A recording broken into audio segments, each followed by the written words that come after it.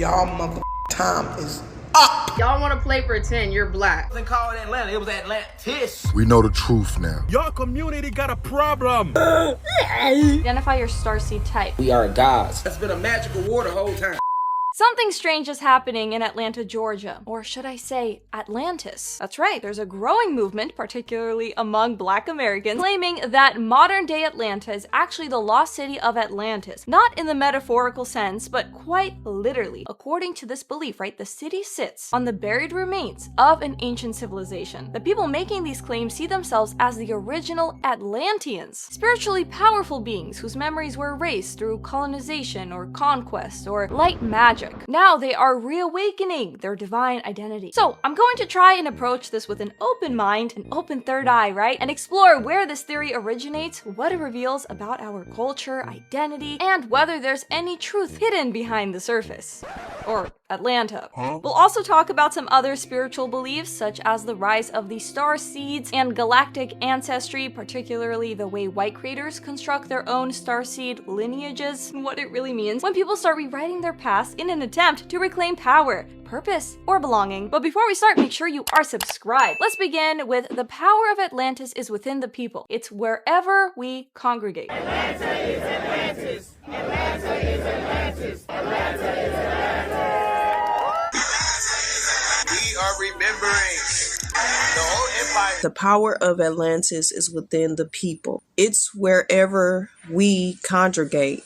Listen, family. Let's put down the crystals for a second and start with the basics, okay? So Atlantis is a mythical lost civilization mentioned by Greek philosopher Plato. It wasn't a real place, all right? In the story, the people of Atlantis grew greedy, prideful, and corrupt. As punishment, the gods destroyed the entire civilization by sinking it under the ocean. Okay, it doesn't exist, though. The story is a warning about what happens when empires become arrogant and self-indulgent. Fast forward to now, and people are treating it like an origin story. A group of black people in Atlanta, Federal Foundation of Black Atlanteans or something like that. They're claiming that Atlanta used to be Atlantis, the underwater city. Yep, they saw that the two words are kind of similar, so now they're claiming that they're Atlanteans. I could have sworn y'all was claiming to be Native American and Hebrew. Oh, and don't forget when y'all claim to be samurais and Egyptians, bro. Like, there's people gathering in Atlanta with copper crosses and copper energy minds talking about Atlanta is Atlantis, hoping that they can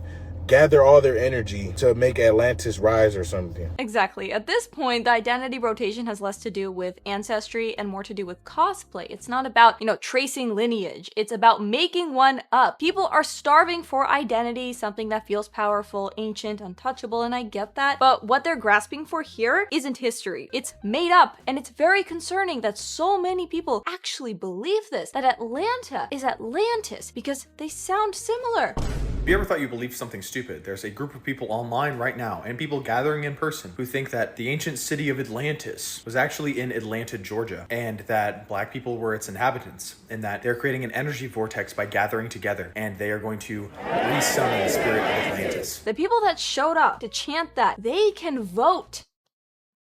Let's think about that for a second. And that they are the ancient Atlanteans that the world forgot.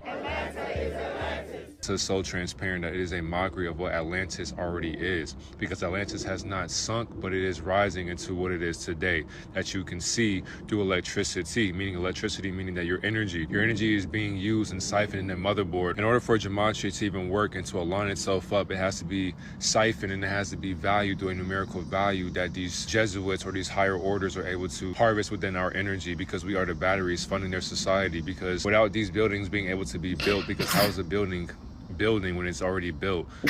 Somebody said beautiful breakdown.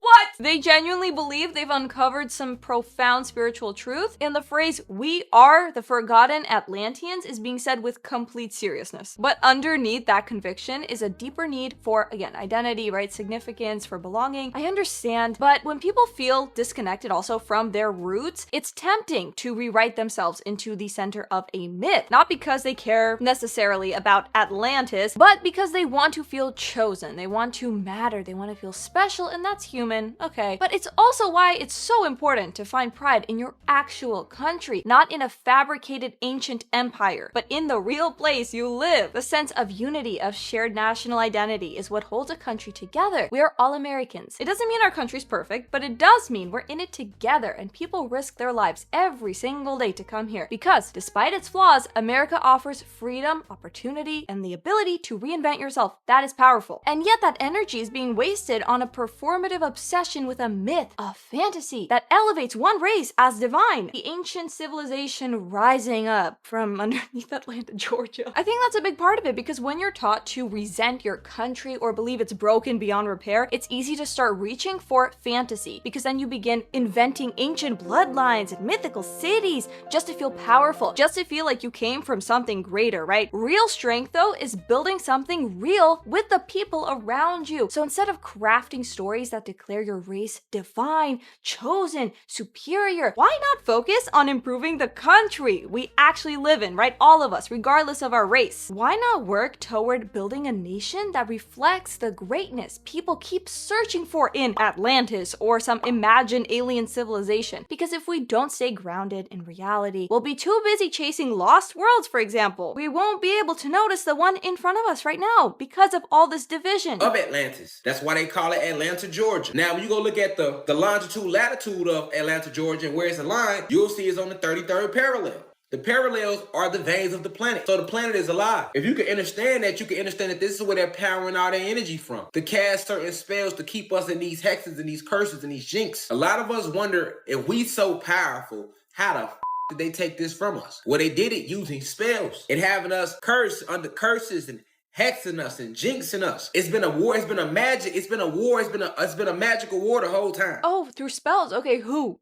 Who put a spell on you? Who's that? Taylor Swift? Just some random white woman? Of course, they're all white. It's a group of white people, I guess in New York City it looks like, right? Floating in the sky. They were the ones that put a spell on you. They've been using light magic the whole time versus our dark magic. But the dark magic started to dim down.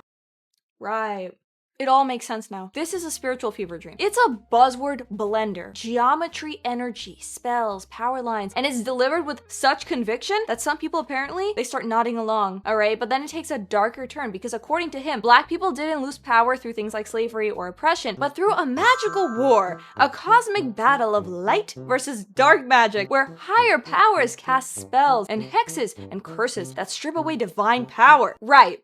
They don't have hookah and hot lemon pepper wings in Atlantis. I'm telling you that right now. Look, we came from slaves and that's okay. Y'all wanted to be Indians, Israelites, mermaids, aliens, anything but just acknowledging our actual, like, real history. But y'all over here talking about Atlanta is Atlantis. Like, no, you are not the Little Mermaid. You are not Poseidon. So stop playing. Like, y'all want to play pretend you're black. Okay, you're Black American, and that's all right. Exactly, that's all right. This woman is calling out people for abandoning real Black American history, right, in favor of fantasy. She's pointing out how some are so desperate to escape the reality of slavery and the complexity of Black American identity, right, that they are claiming to be Atlanteans just to feel more magical, more ancient, more powerful. And she's right, it is okay to just be Black, to be a Black American. You don't need to dress it up in mythology to make it meaningful. And this obsession with rewriting origin stories into something mystical often stems from a place of grief, of shame around what actually happened, right? The Atlantic slave trade was brutal, traumatic, dehumanizing, but pretending that your lineage comes from Atlantis or outer space does not erase the past. The past is in the past. It doesn't mean we pretend it didn't happen. We should talk about it, we should learn from it, and make sure it never happens again. But I don't see how pretending that actually Black people were flying around, they were gods, there was a magical war, I don't see how that helps us, especially to move forward. Being a Black American is not a downgrade. It doesn't make you less than. You don't need to claim you're a god or a mermaid to feel worthy. What's truly powerful is being grounded in truth and still finding pride and beauty and strength in it. This is Atlantis, but fallen in frequency. You are all Atlanteans. True Atlanteans do not eat flesh, as we are kin with the animals. First was the water kingdom, because we first lived in the water before we became amphibious and evolved onto the land, and we created the second great kingdom here on the land. which is what most people know as Atlantis. So this sea prophet here delivers his message with this calm authority of someone revealing divine wisdom. So according to him, true Atlanteans, they don't eat meat because they're spiritually aligned with animals, and black people originally came from a water kingdom, and then they evolved onto land. So there's of course absolutely no historical, archaeological, or biological evidence that humans, specifically black people, originated from an ancient underwater civilization. This isn't suppressed knowledge, right? It's a fictional narrative. Atlanta, current day Atlanta, was built over the capital of Atlantis. Our ancestors got killed, and then they built their current Atlanta over their dead bodies. You mean we'll tear Atlanta the up? You got us up. Our land, and it wasn't called Atlanta, it was Atlantis. Y'all came and took some shit from us. That still exists. They just on a higher frequency that you can't see, because the higher you move in frequency, it vibrates so fast that you can't see it with these two eyes. And y'all ain't got y'all pineal glands unlocked. War took place. Certain cities within Atlantis hid themselves so that they would never be found, because they killed so many of us. What is in that orange juice? You need to stop drinking it. You know, and this one is heavy, it's intense, it's emotionally charged, but beneath all of that shouting, it's still rooted in the same core myth that modern day Atlanta was built over the ruins of Atlantis, and that black people are the original Atlanteans whose land was stolen in a kind of spiritual genocide. That the original civilization now exists on a higher frequency, and that unless your pineal gland is unlocked, you won't be able to perceive it. But the more heightened the emotion, right, the more important it is to stay grounded, because without that grounding, you end up screaming about liberation of a fake civilization through a lens of magical thinking that offers no real direction, just a claim to invisible land locked behind a metaphysical wall. Again, what is in that orange juice? Is this Atlanta or Atlantis? We know the truth now. So is his argument that Atlantis has already emerged? Is this part of Atlantis? Grand Rising, Ashe. Let me tell you something. Y'all done up and found out, okay? The veil is lifted. There will be no more. There will be no more. There will be no more. I have a question. Will there be more? The sleeping giant is awakening. Copper colored people. Now sun people. We have rise, spiritual powers. We are woke. We are woke. Atlanta is Atlantis. That's all I needed to hear. Someone get that on a shirt. We are woke. Atlanta is Atlantis. I think that's the best way to summarize woke people. No, to be proud of the fact that you believe that Atlanta, Georgia is Atlantis. I don't know. I thought I saw the craziest thing when we talked about the 9 ether beings. You guys remember that? Also some racial superiority complex where the guy's saying, oh yeah, black people, we're gods, we're 9 ether beings, whatever. This just got worse. Welcome to forever. No more. Like we said, y'all mother time is up. It's the belief that a specific racial group has divine origins and cosmic authority, for anyone wondering why this is an issue, right? Because you might be listening to this thinking, oh, so what? You know, they think they're Atlanteans. No, they think that black people are superior, that they have superpowers, and they just have to unlock it and then it's over. Your time is up. Up! It's just not really sounding like love and light. No. America is ancient Atlantis. Stop letting these people lie to y'all. You're learning it at these universities where they join these secret societies. Go watch Gilmore Girls if you want a better understanding, if it's not hidden home. Gilmore Girls as proof for your conspiracies? If your revolution requires TV references to be understood, it's probably not divine truth. Bro, the fear of being African at this point is a disease. What do you mean? Atlanta is Atlantis. Somebody gotta come out and stop this before it gets ridiculous. Y'all got people? Atlanta is Atlantis. Brother, your community got a problem. This is not normal. A mythological place. How can more than 10 people agree that black people are from Atlantis? How? Atlanta is not Atlantis, bro.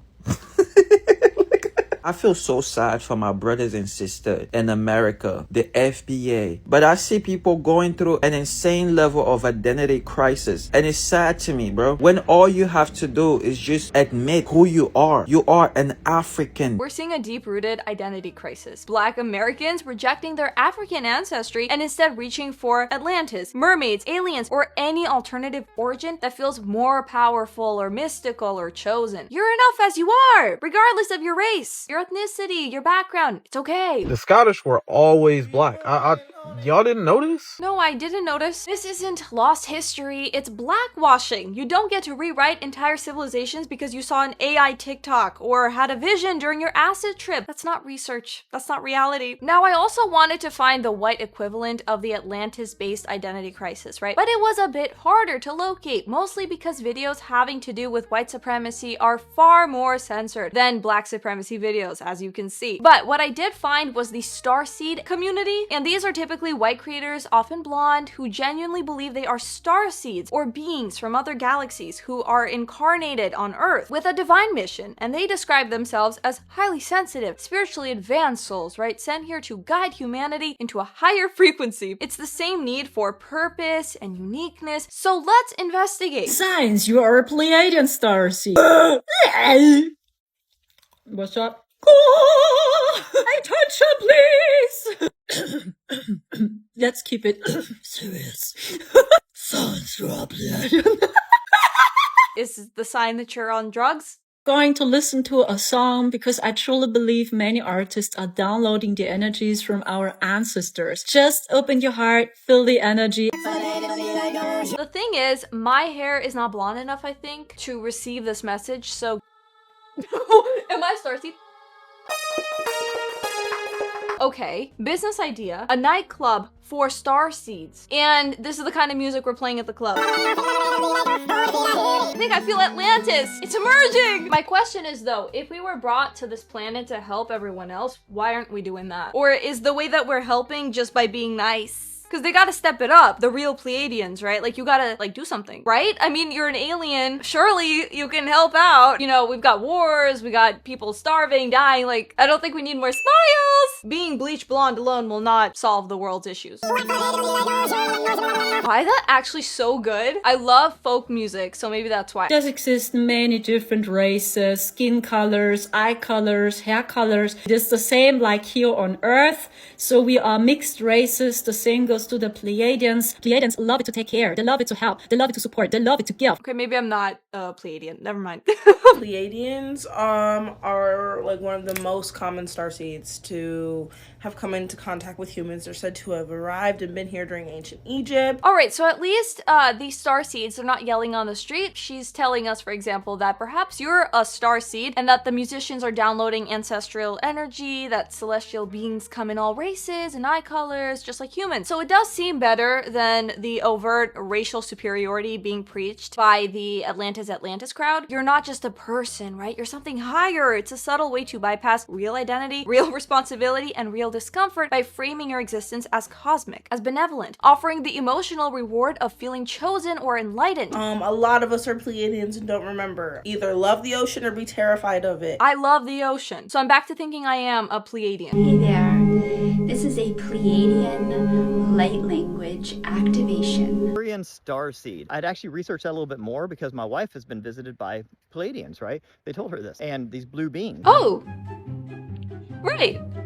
Yeah. Typically what we refer to as the Nordics, and they're said to be this benevolent species of extraterrestrials that visit Earth a lot, and they've been guiding us for millennia. Average, they're taller. The females are between 6.5 to 7 feet tall. Yeah, so I could easily be one. The males are between 6.5 to 8 feet tall on average. And they have these uniquely colored eyes, long blonde hair, and they live for 1,000 years. I'm currently 500, so that also checks out. They're also part of the Galactic Council and participate in the Melchizedek Starseed program. Are you a Starseed? I'm meeting with the Galactic Council tomorrow. I'm giving a presentation actually, so bit excited. How do I help humanity, right? That's my mission. Do I just like give you guys good energy here? Accept the good energy. Only 1.2% of humanity is starseeds. Are you one of us? Take test.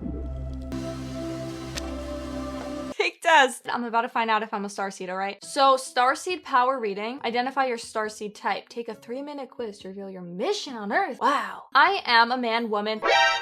What about non-binary? This app is bigoted. How do people react to your energy? They feel uplifted by my vibration. They feel calm in my presence. They feel overwhelmed. My vibration often feels too, I don't know. And I don't give a shit.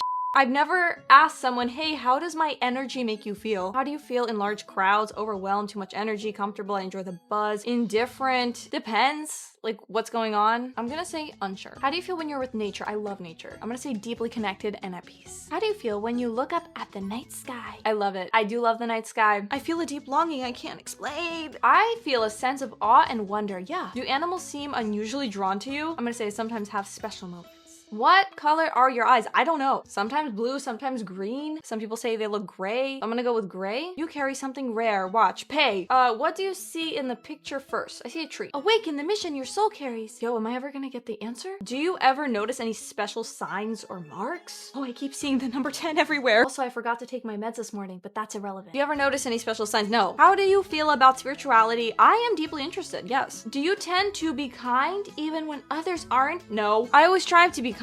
It depends on my attitude. Yes. Which of these elements match your personality? Fire, water, 100%. How do you express your emotions? I express them openly. I'd say I channel them into action. How do people usually describe you? Gentle and caring. That would probably be the last one. Intuitive? No. Okay, I guess I'll go with the perceptive. Date of birth? Is this gonna be some horoscope? Let's scan your palm. This is a lot more thorough than I thought it was gonna be. Are we finally gonna get my results? Can I just get my results? Why is this taking so long? No! Preparing your starseed reading, 10 minutes. I'm not a very patient person. I can't do it. I don't think I'm a starseed. Hey guys, so it's been like 10 years. I think my reading is finally ready. I spent $1 on this. I'm an onion. Orion. I'm an Orion. Curious, logical, analytical. Seek and spread truth through science and exploration. Landing on Earth. As an Orion starseed, your soul comes from the majestic and mysterious Orion constellation, a realm known for its diversity and powerful energies. Low-key, this is true. A natural skeptic. Okay, that's kind of true. Sharp intellect, ability to see beyond the veil. Logical thinker, independent spirit. What I answered in the beginning, just, you know, worded differently.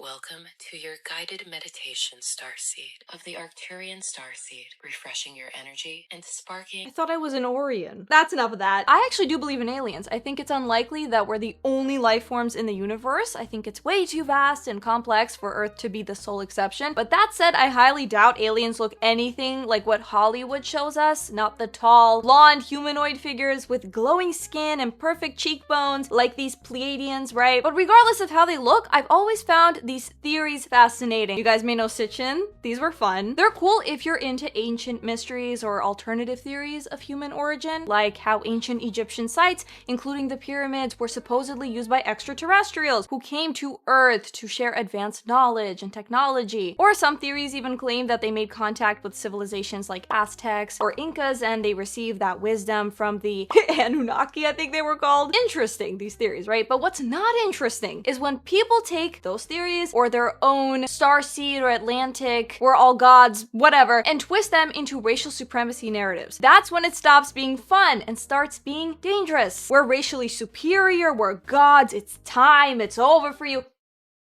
Calm down. Also, angelic Nordic supermodels who live for 1,000 years and have been guiding humanity, it's starting to sound a lot like the Atlantis delusion. Because once again, we're presented with a vision of a superior extraterrestrial race that just so happens to align perfectly with Eurocentric beauty standards. But now it's elevated to divine status. But yes, within the broader starseed community, there are other so-called, you know, types of starseeds that people claim have darker skin tones or non-European features. So it's not as bad. But I will say this, if you find yourself deep in spiritual psychosis, especially when it involves one race being superior or divine or cosmically chosen, it might be time to pause to ground yourself back in reality, right? Because it's one thing to explore spiritual identity. It's another thing to turn your racial aesthetics into divine hierarchy. They hid it in plain sight, Atlantis. Atlantis ain't lost. It's buried beneath the streets of Atlanta, Georgia. That energy you feel in the red clay, in the pulse of the city, that's not just culture, that's frequency, ancient frequency. Atlanta sits on a power center, a portal, a throne. I might be wrong because I've never been to Atlanta, but if anyone watching has, maybe you live there,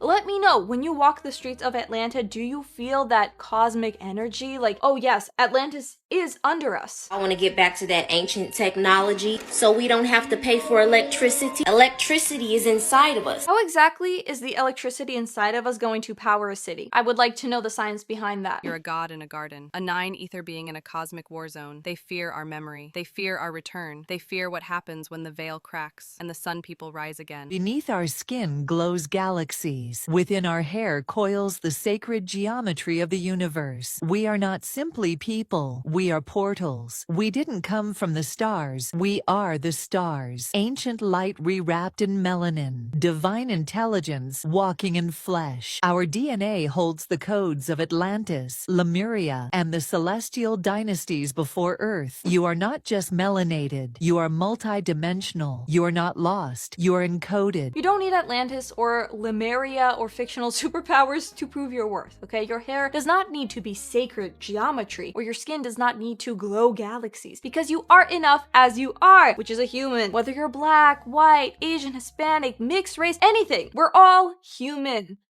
Well, maybe not all of us. The danger in these kinds of spiritual narratives is that they start to replace real history, real struggle, real shared humanity with fantasies that elevate certain groups while diminishing others, in this case, white people. And when you get too lost in the idea that you're encoded with divine knowledge from a vanished space empire or underwater, you forget to live. You forget to read, to build, to connect with your real community in ways that actually matter, because you stop asking what you can do here, right now, and you start waiting for a frequency shift, a third eye opening, or some cosmic download to hand you your purpose. The truth is, you don't need to ascend to another realm to live a meaningful life. You just need to show up for this one, created by the original Black God. You the memory, you the return. This ain't no fairy tale kingdom. This is Atlantis. Every mark, every site, built by our hands. Now they listening, the grid hearing us again. Ain't no myth, bro. These sites, they talking, grid reactivating, and it only responds to us. This whole realm is the real Atlantis. And baby, we never left. Yeah, for sure. You gotta understand, we are gods. And I always talk to you all about the great invasion of 1492, right? So I talked to you about this moment before pre-colonialization, when we were in our God phase, where we were like, flying is so beneath us. That's why when guys ask like, well, we flying, where are we flying? That's nothing.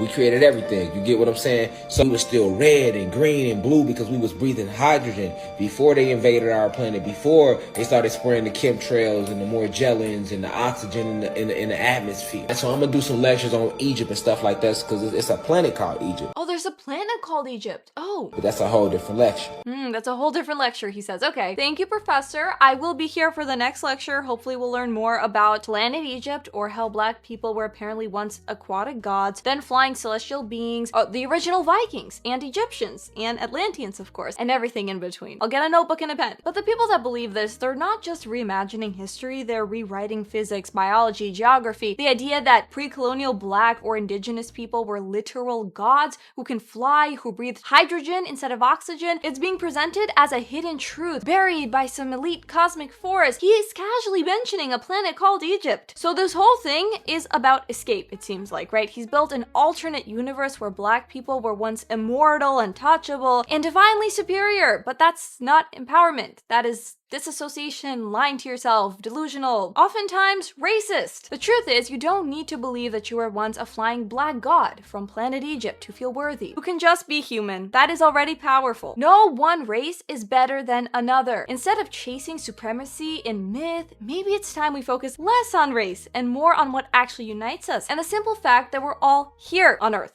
not planet Egypt. And that's all for today's video, guys. You let me know what you think in the comments below. Maybe you do think that Atlanta is Atlantis. Also remember to like, subscribe, and hit the notification bell so you can see more videos like this. Share the video, and I'll see you in the next one. Bye.